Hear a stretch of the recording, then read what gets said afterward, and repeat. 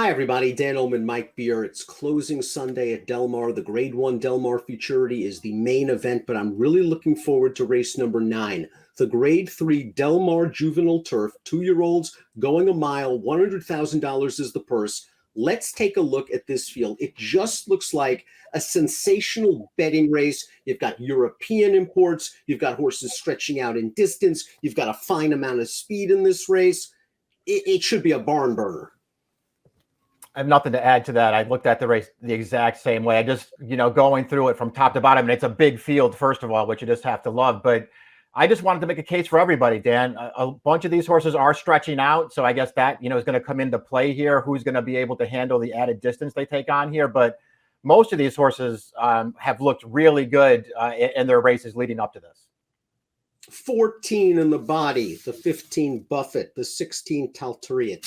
These horses are on the also eligible list. Timeform US pace projector time wound up. The 2 went gate to wire going 5/8 of a mile. He figures to be aggressive as he stretches all the way out around 2 turns for the first time. President Z, the number 10, another horse that has shown big speed sprinting, albeit on dirt. Those horses should be up close to the pace, but there are others, horses like Paxola, that can be close. Yeah, a bunch of horses stretching out here. So, we'll see how it all plays out. I will say that many of these horses, when you watch their races going, 5 furlongs, and several of these horses are stretching out from 5 furlong races. I didn't really see any big blazers, Dan, but just, the fact that they're stretching out as far as they are, I suppose this pace could get fast. One of the horses stretching out drew inside. The number 1, Odd G's, going 2 sprints to a route. I really like the way he won his second lifetime start. This race at Del Mar 16 days ago. His first race with blinkers, he got a very nice trip tracking 3 wide. But once he turns into the stretch, he really fires this final 16th of a mile. Yeah, I agree with you. I really liked this win from him. I love the way he finishes this race off. He just gave that horse that runs second to him there was the even money favorite, and he just gave that horse no chance to the stretch. Really impressive second start off of a debut where, he just looked really green first time out. He had to come, he made a run around the turn. He wound up in tons of traffic through the stretch. He actually ran way better than it looks first time out, and he really took a step forward in his second start.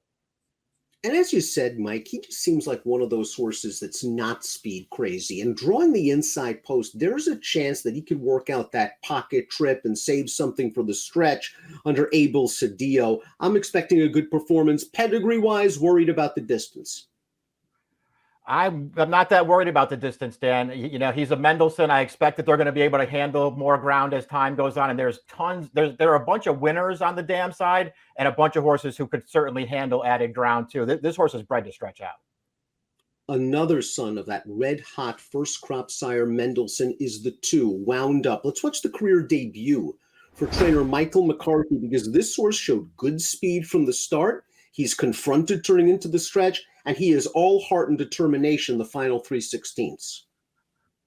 Just never relents in this race. And he does this after showing decent speed from the start just to secure his inside position, Dan. And you can just see here all through the stretch, both of these horses on the outside bearing down have every chance to get by him, and he was never letting them get by. This horse ran really well first time out.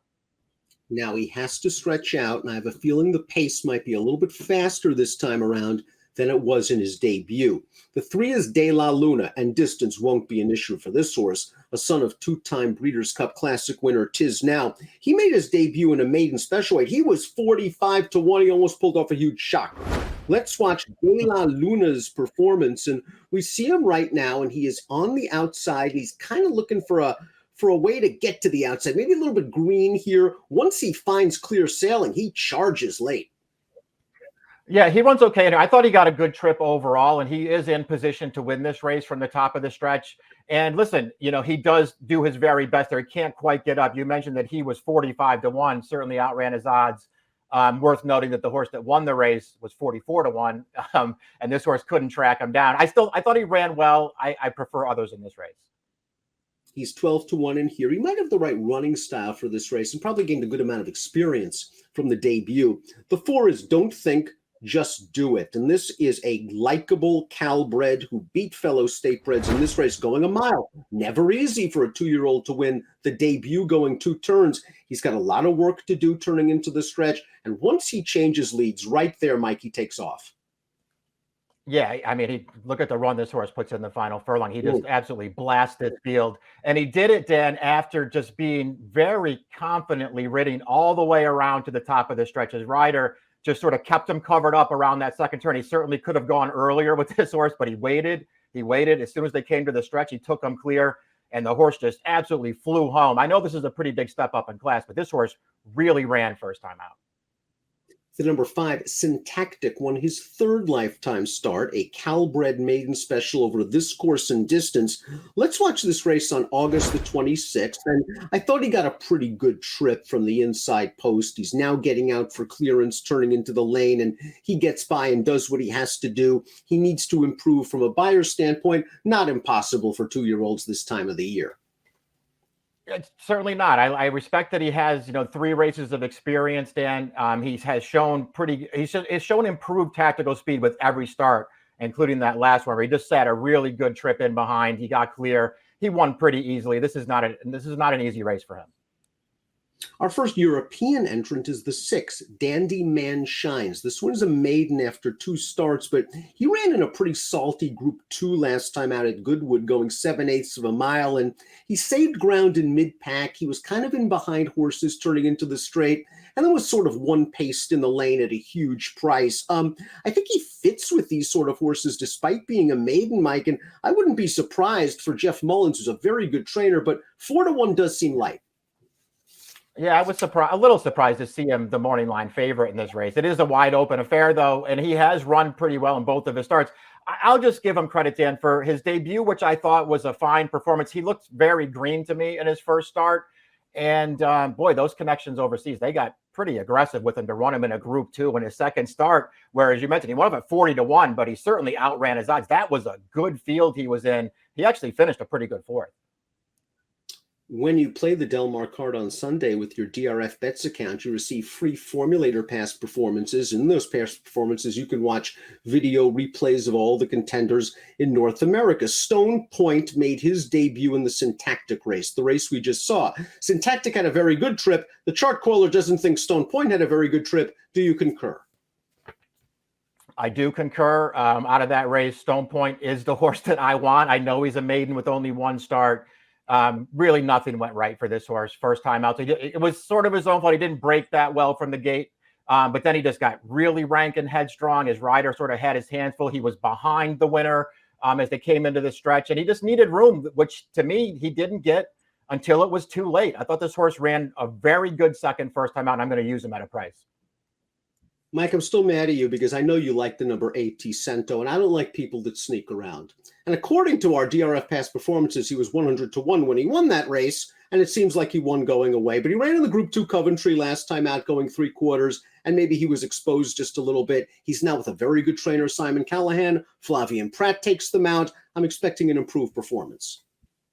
I am too. I wonder if he's the right European to take, though. I will say that his only win, the race 2 starts back where he broke his maiden, I did like that performance from this horse. He got an overall good trip, but once they took him clear in the stretch, I really liked the finish that he put in. And I suppose just looking at the Coventry, maybe you just want to say that was just too tough a spot for him. I'm expecting, even with the blinkers on, him to be rated off the pace this time around and come with a good, strong run. Like you, I liked what I saw in that race 2 starts back. Note, though, it was over soft going.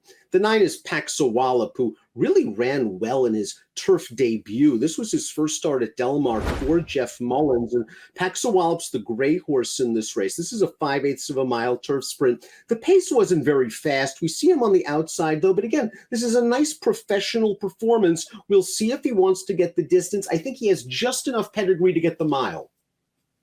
Yeah, I think he does too. We'll see. He was one of the horses I was sort of on the fence about. I certainly thought he looked good winning first time out. He did a little bit of chasing early, but he was always 3 wide in there. He always managed to keep up, and he, pretty easily got away from that field once Mike Smith set him down. I don't know. I could go either way on him, Dan. I want to see what kind of price he's going to be. President Z, the number 10, goes out for trainer Owen Hardy. This horse just caught a very fast turf sprinter in his career debut, Sharp as Attack, who shipped on over to the East Coast and won a stakes race. Last time out on dirt, he got it done. I wonder if he's slightly better on dirt, even though his sire Cantharos excels with turf sprinters. Distance plus surface concerns, you're going to get a price. Yeah, you're going to get a price. I could be willing to give him the benefit of the doubt. I know that it looks like he ran better in his dirt race, but man, his turf debut, that was not bad. And for a horse who looked like he really, really needed to start, another horse who didn't break great from the gate in that race, he was outrun. He was very green through the stretch with Van Dyke, trying to get him to run straight, and he just kept trying to get in all through the stretch. I actually felt like he ran pretty well first time. I don't mind him coming back to turf at all. Number 11 is Park City, and this horse has been bet hard in both lifetime starts for trainer Dan Blacker, and he's run well both times, just not well enough. He'll come into this race as a maiden, but maybe the addition of blinkers is just what this horse needs. Yeah, I suppose that could help him. And, he did stretch out to the mile last time, and I guess he ran okay, Dan, but that's a race that we've already, sort of taken a look at where the 1-2 finishers were both over 40-1. This horse had the lead in the stretch. I don't know. To me, he was never holding in that race. I couldn't bet him off of his first 2 starts, and he's only 5-1 on the line. Shipping in from Ireland is the 12, Masrapido. Debut winner going 6 furlongs in England. It was one of the major tracks at Hamilton, and he was a big price. But watching that race, I have a feeling that he's the kind of horse that'll stay a little longer. I don't disagree with that. I thought this horse ran well in his career debut also, just sort of sat on the outside right up close to the pace. Boy, he was dead game through the stretch, though, because that horse, the 2 horses that were second and third, they were really running at him late, and he would not let them get by. The number 13, Tahoma, from the first crop of Triple Crown winner Justify, who's gotten off to a very nice start. He was a debut winner going 4.5 on the dirt. He ran okay in his second lifetime start, also on dirt. Justify has already had a couple of turf winners. This horse has a lot of turf pedigree.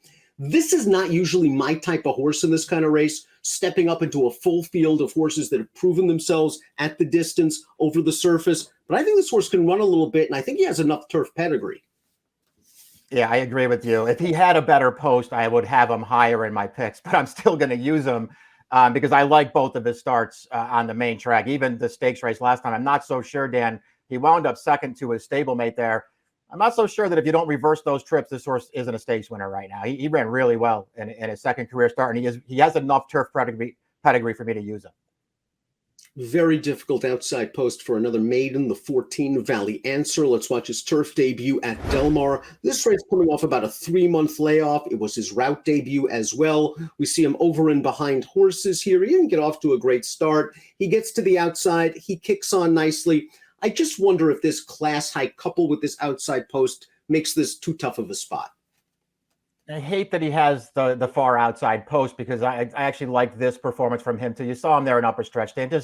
He looked very green to me there. He did not want to come out from behind horses, and he just couldn't really gain any ground. It's also worth pointing out that, as you've already mentioned, that you can go back and watch the full replay with your Formulator PPs. This horse got bumped hard between horses at the start. He had to take up, and he lost position, and he still ran through the stretch. This horse ran pretty well last time. He's got a terrible post, though.